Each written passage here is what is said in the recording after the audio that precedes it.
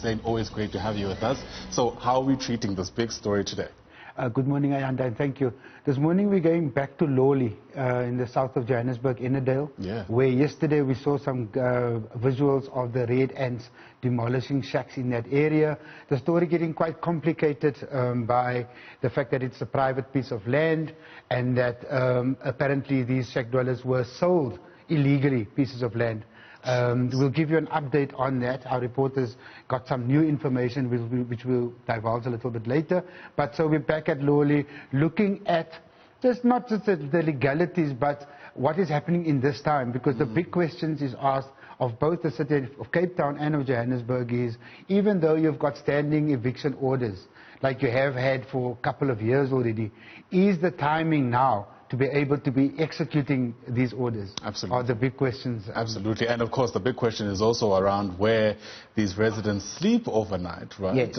We saw in the Western Cape when our reporter Atim Tongana was there, a lot of the lockdown regulations have to be abandoned when you're in that kind of situation, including social distancing, because overnight you're trying to keep warm, you're very close to each other. Land invasions and land occupation is not new in South Africa, Ayanda. And so what people are asking is why in this time when there's a state of disaster act managing or governing the country at the moment, where specifically and quite categorically states that there's a prohibition on evictions, are both the city of Johannesburg and the city of Cape Town choosing to, in this time, execute those orders. Absolutely. I wonder how the Human Settlements Ministry will sort of respond to this, because the last time they tried to reiterate through a statement, but clearly that wasn't enough. Yes. So also we'll be bringing you the latest updates from Transport Minister Fikile Mbalula, who will be giving us the Easter road statistics, which we expect should be significantly lower given the lockdown and the restrictions on movement. Absolutely, yeah. And one of the signals is that we actually haven't reported on any major fatality, if any at all, during that long weekend, which is unheard of. I think a lot of people will struggle to remember a time, if one exists, when that was the situation. Exactly. Today we also continue to focus on the delivery of food parcels, becoming quite an important aspect of this lockdown and the implications of how people are dealing with the lockdown. Yesterday we saw when our reporter Cindy Sibitwala accompanied some officials on delivery of food parcels at the hostels, where hundreds of people flocked onto the streets, also in anticipation of being delivered food parcels.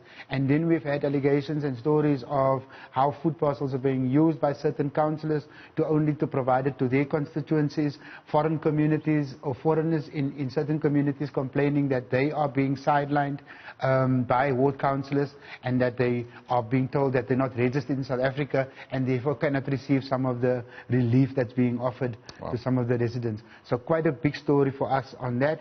Also in Mpumalanga, Mweli Masilela will continue to follow a mass screening and testing exercise that's happening in a rural village just outside of Skumansdal. Right, right. All very important, of course, as experts continue to advise us that we continue testing as much as we can. I guess then it should come as no surprise that the number of infections are rising the way they are, now sitting at about 2,605. So absolutely. That's certainly going to be something worth tracking.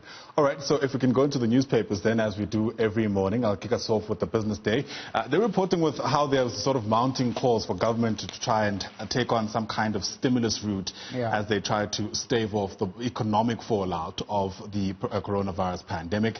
Of course, government is weighing all kinds of options at this stage, including, I guess, tapping into our own reserves, if there are any, and looking elsewhere, including the IMF, the World Bank, G20, etc., etc.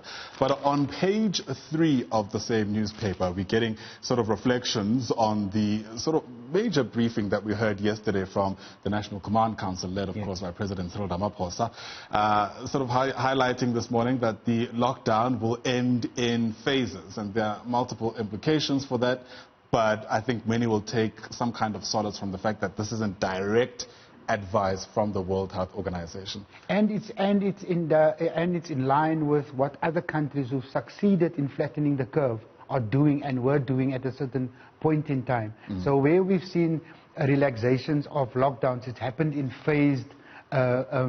a phased manner, so as to kind of combat or mitigate the chances of reinfection.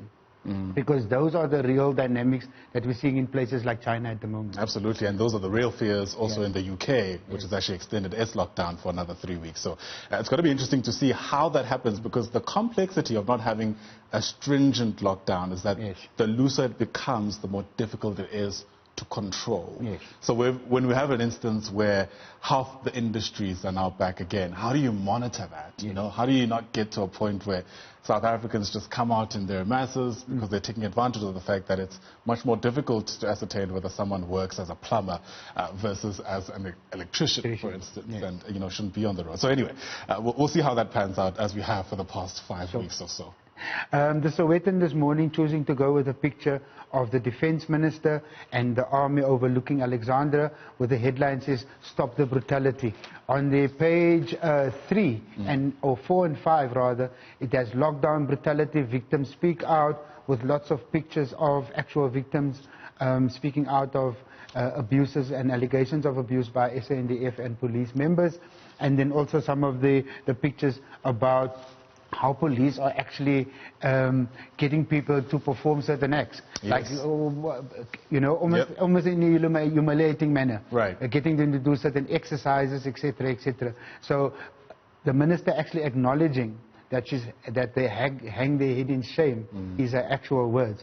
Quite an important acknowledgement, but how does that translate into the behavior of members on the ground? Right, and that's been the big question, right? It almost appears that the sensitivities and sensibilities are very acute in government, at that level. But, the lived experience for people who are at the cold face of all of this is a far cry from that kind of experience, to say the very least. So hopefully there's a trickle-down effect, so to speak. Let's turn our attention to the Mail and Guardian. You spoke about victims, Zain, and of course one of the victims of this pandemic is going to come in the form of fatalities. On page 9 of the newspaper this morning, they're speaking about what they call the COVID-19 burial problem. And that's also, I guess, something that at some stage we're going to have to start thinking about, especially once we see how, countries in the global north are starting to, carry out mass burials. So they speak to an expert after, of course, we heard from Professor Salim that, the prospects of us having, more deaths is very real. And so there's an appeal this morning in this paper for municipalities to actually start looking out for land. Where we might be able to carry out these mass burials. But, what is consoling is that it appears it is a problem that we might be able to deal with as we need to. So it's a grim prospect, but, a prospect we need to brace for if we're going to be able to handle right, without a doubt. Absolutely. The Star this morning, Ayanda, choosing to go with President Cyril Ramaphosa facing a legal challenge from liquor owners. I'm not sure exactly where that will go today, or how different the President's announcement in regards to the liquor ban will go, especially after Cooperative Governance Minister Nkosazana Dlamini-Zuma announcing a no lift on the banning of and transportation of alcohol and cigarettes. So I think this story almost going nowhere today, given the announcement made by the minister yesterday. And then also on the page, front page of the Star, they have the Gauteng Premier, David Makura, outlining some of the hospitals that has been added to the list of treatment centers. It's basically Kopanong in Atteridgeville, Jubilee in Hammanskraal, and Dr. George Makuri in Garankuwa. Right.